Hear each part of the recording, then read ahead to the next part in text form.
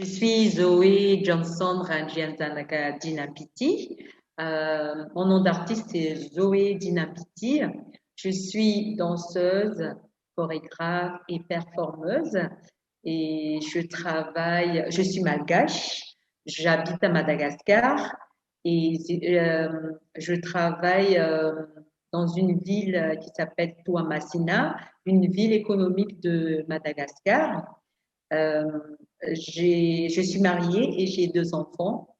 Et mon activité principale, à part que je suis chorégraphe, c'est que je suis directrice artistique du Festival international de danse Mitsaka qui se déroule tous les 2 ans à Toamas et à Full Point, une petite village de mon enfance, là où j'ai initié le festival. Voilà. Bonjour Zoé. Bonjour. Je suis Mariam Guélouz et comme on en a déjà discuté, je vis beaucoup entre Paris et Tunis. Même si je suis installée à Paris, je travaille énormément à Tunis, notamment dans le cadre d'un festival qui s'appelle les Journées chorégraphiques de Carthage, qui est un festival sous l'égide du ministère de la Culture en Tunisie. Donc, une première expérience de festival étatique dédié à la danse en Tunisie. Euh, je suis aussi enseignante-chercheuse. Je travaille beaucoup sur la question du corps, de la danse dans le monde arabe. Et je suis moi-même performeuse et danseuse, depuis quelques années. D'accord. Bah, merci. J'ai tout de suite envie de te poser une question par rapport à ta situation géographique. Tu viens de me dire que tu es tunisienne, mais ton activité principale, ton festival est à Tunisie. Et toi, tu habites en France. Comment tu gères ça, euh, surtout en ce moment avec la situation du Covid? Oui, Et ton festival, ça se passe quand? oui. Euh, En réalité, mon activité principale, qu'elle soit une activité de recherche ou d'enseignement, se passe en France. Mes activités artistiques aussi sont plutôt en France. Mais depuis que je dirige le festival, je suis amenée à faire plusieurs allers-retours entre la France et la Tunisie. Ça se passait très, très bien jusque-là parce que j'ai la chance, enfin la de pouvoir le faire et surtout que la Tunisie est quand même assez, il y a 2 heures et demie en tout, pour y aller en avion, donc c'est possible. C'est une question d'organisation, mais depuis qu'il y a la crise sanitaire, depuis le covid, les choses deviennent vraiment très compliquées. La preuve, c'est que là, je suis coincée à Paris alors que je devrais être à Tunis, puisque le festival, en fait, commence en juin. Mais vu la situation actuelle, je suis moi-même coincée. L'année dernière, j'étais aussi coincée à Paris et le festival a été annulé. Donc, pour cette année, on va essayer de sauver le festival, peut-être en passant à une version un peu plus digitale de la programmation. Mais les choses se sont beaucoup compliquées et la question de la mobilité, je crois, se pose aussi pour tous les artistes du Sud. Personnellement, je n'ai pas ce problème et je sais à quel point c'est un privilège de pouvoir circuler, de pouvoir se déplacer, mais ce n'est pas, c'est quelque chose qui se pose pour tout et pour plusieurs artistes du Sud qui n'ont pas la possibilité de circuler, alors même que la circulation entre les pays est un droit juridique. Et donc là, et on a vu à quel point la crise Covid a accentué ces inégalités du point de vue de la circulation et du déplacement des artistes. D'accord. Pendant que tu as expliqué, j'ai pensé aussi à notre dernière conversation. Je ne sais pas si tu te rappelles, on a parlé de politique, la danse et la politique. Qu'est-ce que tu en penses? Est-ce que tu Alors, penses que est-ce que tu penses que la danse est aussi l'art est aussi politique? Euh, oui, effectivement, on a beaucoup discuté. C'était un plaisir de discuter avec toi sur ces questions parce que vraiment, on vient de deux régions un peu différentes et de contextes géopolitiques parfois différents, mais qui sont aussi très liés. Notamment, on est liés par des questions politiques, toi et moi. Par même peut-être des vécus différents, mais on se rejoint, je trouve aussi, que ce soit dans notre travail artistique, mais aussi en tant que femme du Sud, on se rejoint et ce qui nous relie, c'est aussi une question politique. C'est vrai que pour moi, mais c'est vraiment juste un point de vue particulier, subjectif, dès le départ, dès que j'ai commencé à pratiquer de la danse, la question du corps dansant, de la pratique de la danse, s'est imposée à moi du point de vue politique, où le point de vue politique s'est imposé dans cette pratique artistique. Euh, Être une femme arabe, de culture arabe et musulmane, et pratiquer la danse orientale, c'est aussi réfléchir sur cette danse d'un point de vue historique, social, économique et politique. Parce que quand je pratique cette danse, ça m'engage aussi politiquement. Le choix que je fais, ou le choix que plusieurs danseuses font, de porter tel costume ou pas, d'avoir le ventre nu ou pas, de danser sur quel type de musique, quel type d'esthétique on choisit est pour moi profondément politique. Surtout par rapport à la danse que je pratique, c'est-à-dire les danses venant des pays arabes, les danses qu'on peut appeler les danses arabes qui ont été résumées sur une appellation qui est la danse orientale, mais qui en réalité est une pluralité de danses qui existe partout dans le monde arabe. Et donc, pour moi, pratiquer des danses arabes ou arabo-berbères est une question politique parce qu'elle engage le corps des femmes, mais aussi le corps des hommes, puisque les hommes aussi pratiquent ces danses. Donc, ça nous engage dans une réflexion historique sur comment ces danses ont été présentées au public occidental, comment elles ont été travaillées dans un contexte colonial, comment elles ont été travaillées par des discours coloniaux, par des discours politiques aussi, au moment des indépendances, comment le corps des femmes arabes a été aussi le lieu d'une domination masculine, d'une domination raciale, coloniale. Et donc, je ne peux pas m'échapper à cette histoire qui est l'histoire des corps des femmes arabes, qu'elles soient maghrébines ou orientales, et qui a un lien avec une histoire coloniale plus générale. Et donc, mais aussi avec l'histoire de la circulation des savoirs et des pratiques entre le nord et le sud de manière globale. Donc oui, pour moi, la danse est politique. Quel est le travail que tu fais avec des publics empêchés, en fait, et comment tu Empêché, oui. définis ce terme d'empêché et comment toi tu développes ton travail dans ce contexte-là? Voilà. Alors, le terme empêcher, déjà, je vais répondre. Pour moi, ce sont des, des gens, des enfants ou des lieux qui n'ont jamais connu ce qu'on appelle les éducations artistiques. Qu'est-ce qui est artistique? Qui n'a jamais vu les spectacles de danse, qui, qui n'a pas accès vraiment à l'artistique, en fait.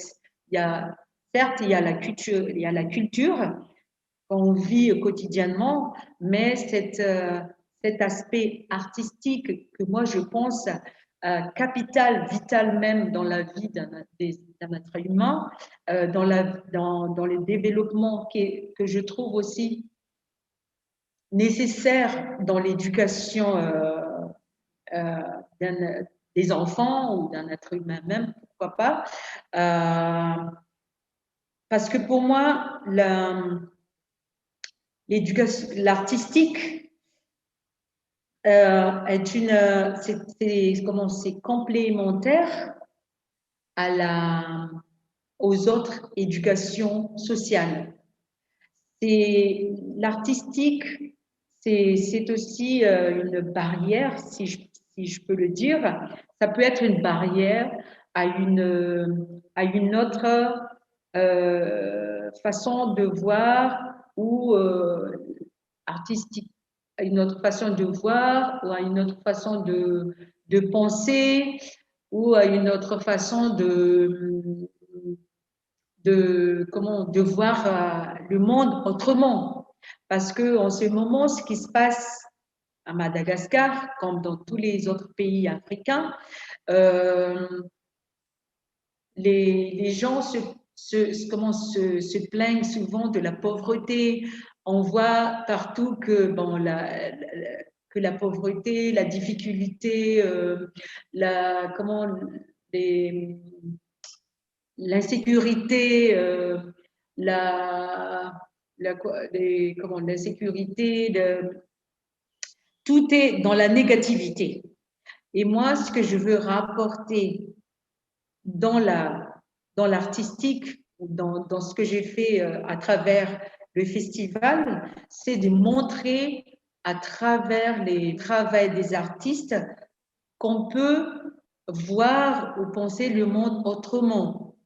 C'est-à-dire, le fait qu'on n'a pas de matériel, ça ne veut pas dire qu'on est pauvre. Tu vois ce que je veux dire? Le fait qu'on n'a pas suivi l'école très loin, ça ne veut pas dire qu'on ne veut pas réussir dans la vie.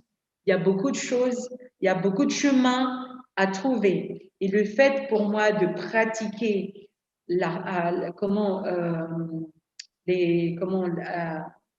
l'activité artistique, permettre aux enfants, aux jeunes, parce que c'est mon premier cible, d'ouvrir leur esprit, de réfléchir autrement, d'avoir la confiance en soi et aussi de permettre de rencontrer d'autres gens et d'avoir de conversations autres que la pauvreté ou l'insuffisance des matériels. Et pour moi, ça c'est capital parce que ça donne des joies de vivre. Le fait de penser que tout ce que je vois, ça peut m'être bénéfique si je pense autrement. Et pour moi, c'est dans l'art qu'on peut trouver ça. Alors, j'ai commencé le festival dans le village de mon enfance, qui s'appelle le Full Point. C'est une petite village de pêcheurs, là où il n'y avait pas en 2005, j'ai créé le festival en 2005. Là, j'ai constaté que les jeunes, les enfants, ils n'ont pas d'activité ni de sport, ni d'activité culturelle, ni artistique, il n'y avait rien. Ils vont à la plage toute l'après-midi, chaque après-midi. J'ai proposé de faire un atelier de danse à l'école. J'ai donné mon temps à l'école, au collège et à l'école primaire pour leur faire savoir que, bon, voilà, il y a la danse aussi, une activité qui pourrait leur intéresser. Et du coup, on a commencé. Bon, évidemment, il n'y avait pas de salle. On est allé à l'église et demander au père curé s'il y a une salle libre à côté, salle d'œuvre, qu'on appelle salle d'œuvre, pour faire des répétitions. Sinon, on le fait sur les terrains foot. Il y avait beaucoup, beaucoup d'enfants qui étaient venus et j'étais très, très, motivée à continuer à partager mon savoir en danse pour eux. Et du coup, là, c'est là que j'ai vu qu'il y a des potentialités. Et eux aussi, ils étaient motivés à continuer. Du coup, on s'est décidé que pendant les fêtes nationales, on va faire un petit spectacle pour montrer aux parents que voilà, nous, on a des activités qui est la danse qui pourrait nous accompagner aussi dans la vie. Et pendant le premier spectacle, les publics étaient éblouis, ils étaient on a vu que ils sont comment ils ont découvert la danse autrement qu'ils ont vu à la télé. Tu sais, les clips, ils voient que les clips, en fait, à la télé et les clips qui passent à la télé ou sur les vidéos, dans la salle de vidéo, c'était pas du tout, c'était pas du tout, mais c'est vraiment des choses qui sont pas variées. C'est juste des clips avec, euh, avec, euh, avec des danses où on tourne que les fesses, ou tu vois, ces genres de choses. Et moi, je leur dis que, bon, voilà, il y a plusieurs facettes de danse. Ou même, vous pouvez même faire comment travailler avec, si vous travaillez, si vous êtes devenu professionnel en danse, vous pouvez même travailler dans le monde de la danse. Il y a plusieurs métiers dans le monde de la danse. Et là, j'ai commencé à expliquer le travail dans les théâtres. Vous pouvez vous pouvez devenir un régisseur technique ou un metteur en scène. C'est un rêve que j'ai partagé comme ça. Et c'est là que c'est né le festival, c'est pour leur montrer plusieurs facettes de danse. Du coup, j'ai contacté mes amis à Tana, les danseurs et chorégraphes professionnels à Tana et à Tamatave, pour venir pendant 2 jours pour montrer aux villageois que voilà, il y a plusieurs facettes de danse. Et c'est là que c'est né le Festival Mitsak en 2005. Et maintenant, le Festival Mitsak est à sa 10e édition l'année dernière parce que ça évolue beaucoup et parce qu'en ce moment, à Full Point, il y a des danseurs professionnels qui ne font que ça, qui ont travaillé grâce au Festival Mitsak. Et je suis très contente et très fière de ce qu'on a commencé avec eux. Et du coup, j'avais aussi envie de te demander quelle a été pour toi la place des subventions publiques et de leur importance pour mener justement ce projet. Ah oui, ça c'est très important. Oui, la subvention publique et je peux dire l'État, c'est très important parce que pour la société, ça met en valeur, ça porte beaucoup en plus dans la valeur de ce qu'on fait, de ce qu'on de ce qu'on fait par rapport à la démarche de la réalisation du festival même ou de la du plateforme de la danse. Parce qu'en ce moment, il existe, on a ouvert un centre un centre que j'ai appelé Dimaville, un centre de danse où j'ai formé les enfants euh, avec mon équipe en fait. Donc l'État, le public aide beaucoup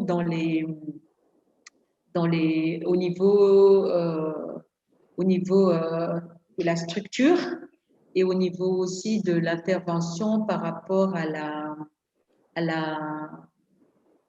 par rapport à la légitimité de ce que j'ai fait, euh, par rapport aussi à la disponibilité, à la disponibilité des, des,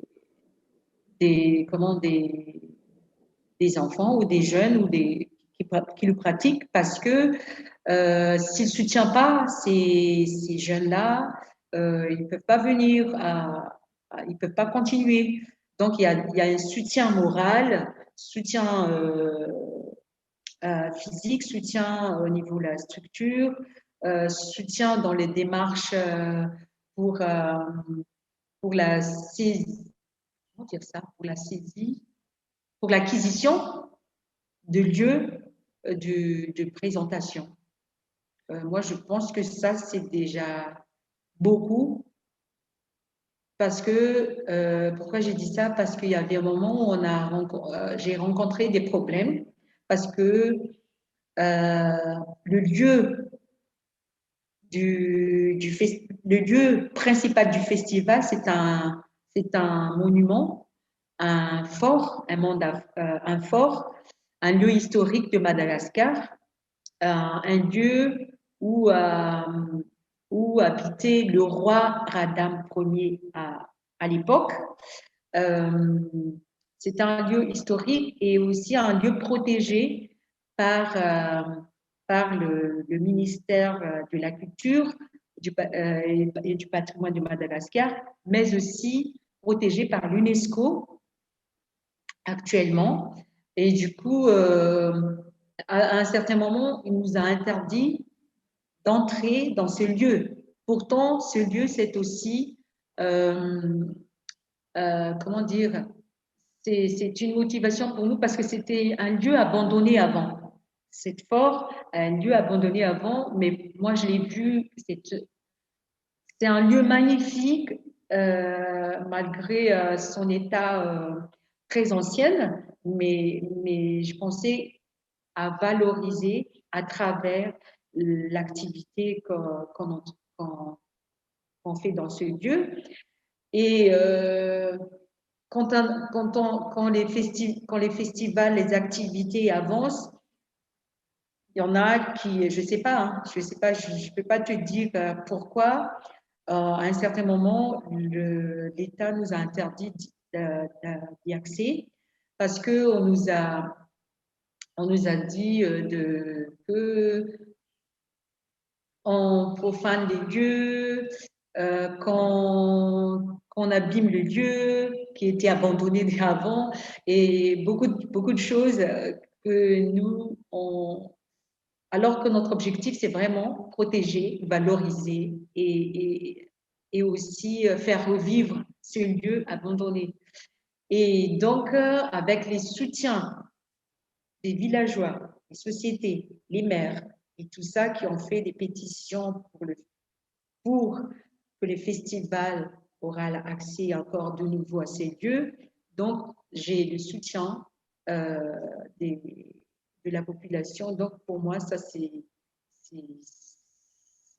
comment? C'est capital. La danse, c'est vital pour toi? Oui, la danse est vitale pour moi. La danse, c'est-à-dire pas forcément aller sur scène, c'est c'est la présence de la danse dans ma vie. Que ce soit écrire sur la danse, regarder la danse, me former à la danse, danser, faire des projets de danse, programmer de la danse. Il y a des périodes où j'ai beaucoup, beaucoup moins dansé parce que j'étais occupée par le festival, parce que j'étais occupée par ma thèse, par la recherche. Et donc, c'est des périodes où j'ai beaucoup moins dansé.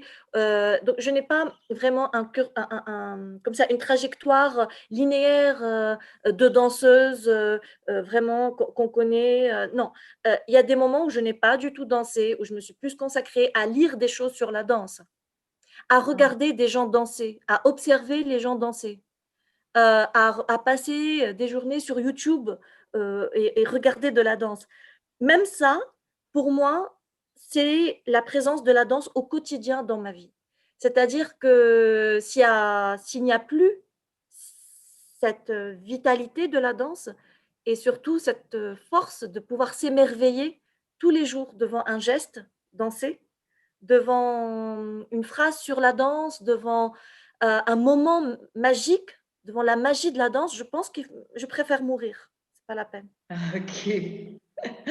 Ok, j'ai envie de rajouter un peu par rapport à, tu sais, ce matin on s'écrit sur WhatsApp que c'est vraiment, on passe vraiment une période très difficile par rapport à l'organisation de l'événement, du festival.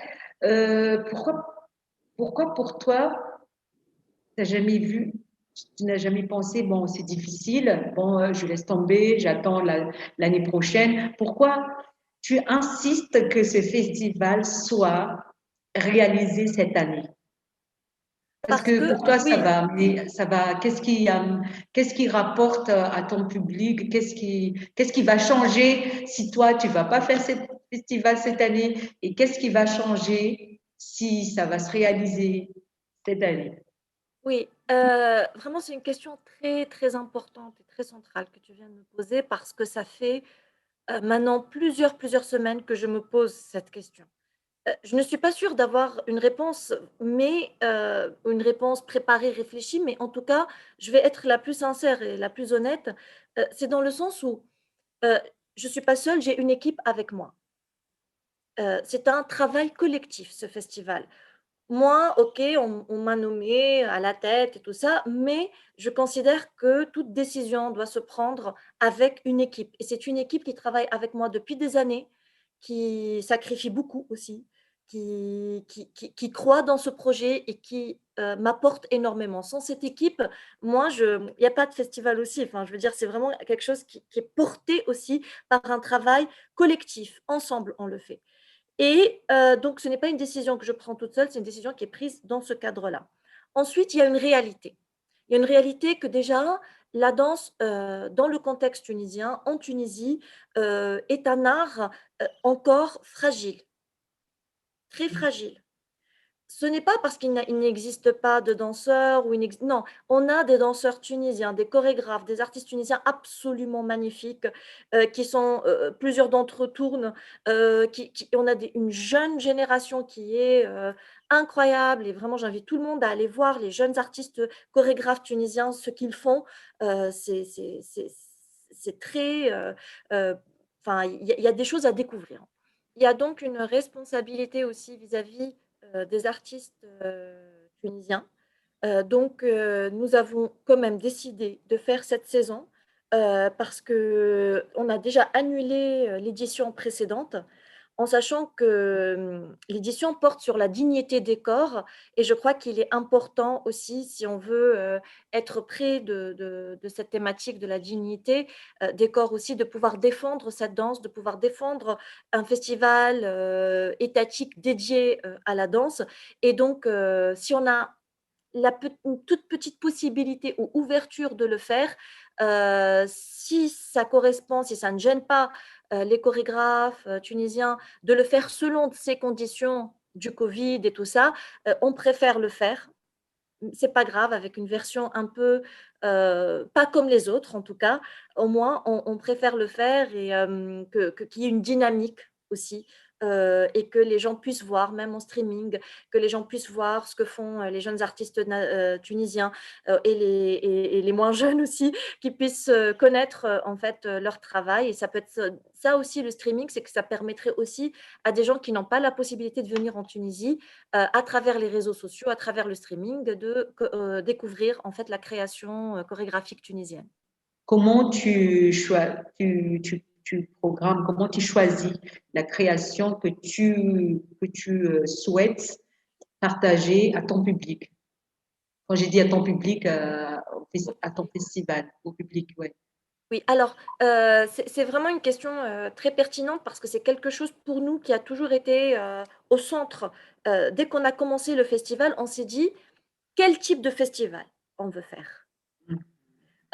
Et donc avec l'équipe, que ce soit avec toute l'équipe de programmation ou l'équipe technique ou l'équipe logistique, parce que vraiment l'équipe technique est très très importante aussi dans le choix, ou en fait, ou la coordination, les chargés de prod du festival et tout. Pour nous, on avait une ligne artistique très claire. Nous sommes un festival qui se veut un festival engagé.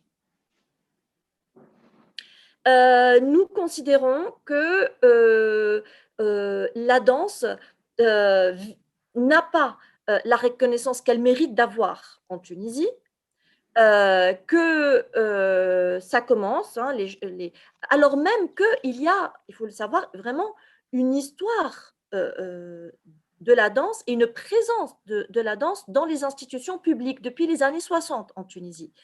C'est-à-dire très vite, dès les années 60, par exemple, il va y avoir une troupe des arts populaires avec des danses tunisiennes très valorisées et un centre national de la danse dans les années 90, un ballet national de danse contemporaine aussi dans les années 90. Donc vraiment, il y a une histoire de la danse en Tunisie, il y a une présence institutionnelle de la danse, mais malgré ça, cet art, par rapport aux moyens, par rapport aux politiques culturelles mises en place et par rapport à d'autres arts comme le cinéma, comme le théâtre ou la musique, n'a pas la considération et les moyens qu'il mériterait d'avoir. Je donne un exemple vraiment tout bête, que je donne toujours, très bête, mais quand même qui dit quelque chose. Les tapis de danse. Ah. Les tapis de danse, eh ben, c'est un problème. C'est-à-dire pourquoi nous, en tant que programmateurs ou acteurs culturels ou danseurs, il faut aller quémander, il faut aller demander à je ne sais quelle institution étrangère ou je ne sais quel chorégraphe pour pouvoir avoir un tapis de danse que parfois on loue très très cher. Normalement, alors c'est de mieux en mieux, il y a de plus en plus de lieux qui ont des tapis de danse, ça peut paraître un détail, mais c'est un détail très important parce que c'est aussi le respect du corps de l'artiste qu'on invite. C'est le respect du travail et du danseur qu'on invite que de lui fournir un tapis de danse sur lequel il peut danser dans les moyens, dans les conditions qui lui sont nécessaires. Donc c'est aussi une question de dignité. Ce n'est pas juste un Et tapis, c'est une question de dignité et de respect du corps. exactement. Là-dessus, je partage vraiment ton avis et je partage beaucoup avec ce que tu viens de dire. Donc c'est vraiment, dès le départ, même au niveau de la programmation, même au niveau de comment on conçoit ce festival, ce sont des questions qui se sont posées à nous dans le cadre de cette réflexion de comment penser un festival engagé, tout en voulant montrer de belles pièces. Et pour nous, très vite, on s'est dit, bah, on va essayer de faire aussi que ce festival mette en valeur les créations du Sud. C'est-à-dire qu'il soit un festival plutôt pan-arabo-africain, avec vraiment une présence arabe, de création arabe très importante et de création des pays africains importante. C'est vrai que la dimension arabe a été plus présente lors des 2 premières éditions. On a eu vraiment beaucoup d'artistes arabes qui étaient présents, mais on veut aussi, il y a eu aussi plusieurs artistes africains, mais on voudrait aussi vraiment que ce réseau, ce networking entre les artistes arabes et africains puisse se mettre en place dans le cadre du festival. Et du coup, j'en profite pour te poser peut-être une dernière question. C'est comment toi, tu peux envisager ou comment tu envisages justement les collaborations interafricaines dans le cadre de ton festival. Voilà. Ah, bonne question, parce que c'était toujours la question à jour depuis que j'ai créé le festival, parce que j'avoue hein, que jusqu'à maintenant, depuis la première édition jusqu'à maintenant, j'ai pas eu l'occasion, le moyen de faire venir des compagnies africains qui viennent du continent africain parce que faute de, faute de moyens. Donc là, je suis toujours dans cette démarche de trouver des partenaires, des moyens. Comment on va faire une collaboration entre les artistes?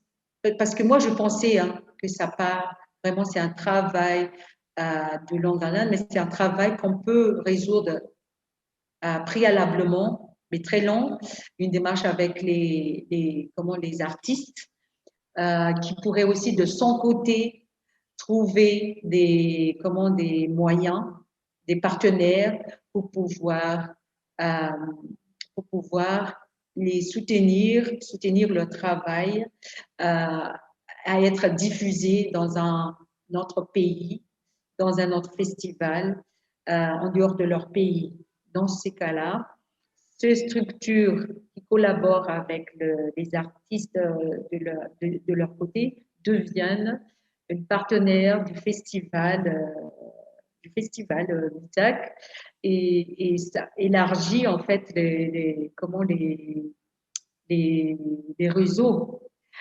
Et c'est d'ailleurs, je profite ici quand on parle de ces partenaires, c'est d'ailleurs pour cette raison qu'on a créé le réseau de l'océan Indien et de l'Afrique que, qu'on a baptisé avec le nom M3R, M3R pour l'instant. M3R, c'est Maurice, Madagascar, Mayotte, Mozambique et La Réunion, on a créé un réseau pour travailler ensemble, pour faire circuler les artistes dans, dans, dans, les, dans cette zone-là, dans cette zone de l'océan Indien, et aussi pour pouvoir mutualiser nos moyens, que ce soit humainement, nos énergies, comment, des infrastructures, des artistes et dans toutes les plateformes qui existent. C'est pour nous permettre d'envisager à résoudre la question que tu viens de me poser là par rapport à ça. Et on aimerait bien le résoudre ensemble. Pour moi, le mot de la fin, c'est que d'abord, j'étais très contente de connaître ton travail et de connaître le festival et j'aimerais vraiment beaucoup venir le découvrir sur place. C'était vraiment, c'est magnifique tout ce que tu fais sur place, c'est juste incroyable. Donc, j'espère pouvoir le voir vraiment directement, physiquement, un de ces jours. Et deuxième chose, sur ce que tu disais maintenant à la fin, je crois que c'est très important, en tout cas, de rappeler la difficulté de la mobilité entre les artistes africains, les problèmes posés par le visa à l'intérieur même des pays africains ou à l'intérieur même des pays arabes, parfois inviter un artiste égyptien ou un artiste libanais, lui demander de faire un visa pour venir en Tunisie, c'est tout de même compliqué, alors qu'un artiste européen peut venir en Tunisie sans visa. Je crois vraiment que c'est des choses très importantes qu'il faut aujourd'hui pouvoir dire de façon très claire, c'est le problème de la mobilité et comment il faudrait que les artistes arabes et africains puissent avoir le même droit de mobilité que les autres artistes du Nord. Donc, et la troisième chose que je voudrais dire pour le mot de conclusion, c'est aussi la question de la langue, parce qu'aujourd'hui, on est en train de parler de questions d'émancipation, de questions de décolonisation, de pouvoir par nous-mêmes, en tant que personnes du Sud, en tant qu'acteurs culturels et artistiques dans le Sud, pouvoir nous émanciper des agendas culturels du Nord, mais nous faisons toutes ces discussions en français. Peut-être que aussi pour une prochaine rencontre, ça serait bien qu'on puisse la penser dans nos propres langues et qu'il y ait un moyen de traduire ou autrement, ou de faire des sous-titres, parce que c'est aussi une façon émancipatrice qui pourrait être une piste intéressante en tout cas. Oh, merci beaucoup. Oh là là, ça se voit bien que tu es vraiment dans ton élément. Tu as fait beaucoup de recherches sur ça, mais on a vraiment des problématiques similaires. Donc, c'est vrai, il faut vraiment qu'on trouve une solution euh, dans tout ça. Et moi, je pense qu'on est sur le bon chemin parce que, ne serait-ce que pour te dire, en ce moment, il y a le cercle de chorégraphes. Je ne sais pas si tu es au courant de ça, qui vient de, de s'ouvrir cette année, des cercles de chorégraphes africains, qui est très, très en actif en ce moment. Sur les réseaux sociaux où le plateforme invite tous les artistes euh, professionnels dans tous les pays africains, que ce soit les diasporas, même leur place. Et les discussions sont très ouvertes et c'est très varié. C'est pour ça que j'ai dit on est dans le bon chemin. On ne mène pas seul le combat. C'est vraiment partagé.